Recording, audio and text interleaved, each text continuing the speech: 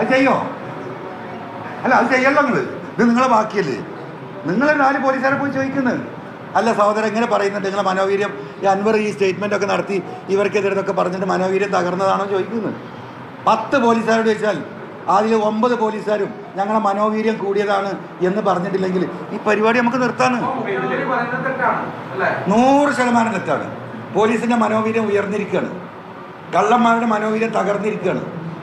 കൊള്ള സംഘമായ പോലീസിൻ്റെ ക്രിമിനലുകളുടെ മനസ്സാണ് തകർന്നിരിക്കുന്നത്. സത്യസന്ധരായ പോലീസ് ഉദ്യോഗസ്ഥരുടെ മനോവീര്യം അടിച്ചു കയറിയിരിക്കുകയാണ്. എനിക്കറിയാം.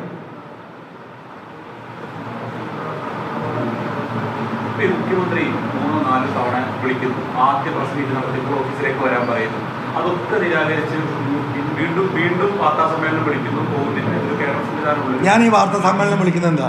ഞാൻ ഓരോ വാർത്താ സമ്മേളനത്തിലും വിളിക്കുന്ന പറഞ്ഞ കാര്യം പറയാനല്ലല്ലോ. ഓരോ പ്രാവശ്യം നിങ്ങൾക്ക് ഓരോ സാധനം തരികയല്ലേ, ഓരോ തെളിവുകൾ തരികയല്ലേ, ഓരോ ഡോക്യുമെൻ്റ് തരികയല്ലേ. ഇത് എനിക്ക് വീട്ടിലിരിക്കാൻ പറ്റുമോ? ഞാൻ ഈ പറഞ്ഞ രാഷ്ട്രീയമല്ലല്ലോ പറയുന്നത്.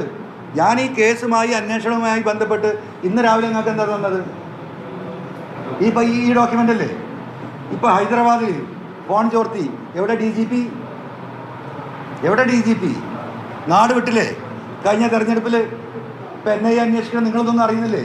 ഞാൻ വായിച്ചുതരാം. പത്രക്കാരി പറഞ്ഞ നടക്ക് പത്രമൊക്കെ ഒന്ന് വായിക്കണം.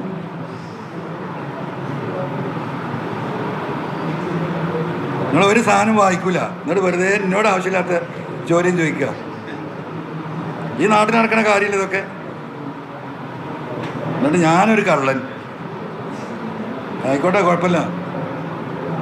പൊന്നാര സഹോദരന്മാരെ, ഇപ്പം ഒന്ന് കേട്ടെ, 1 മിനിറ്റ്.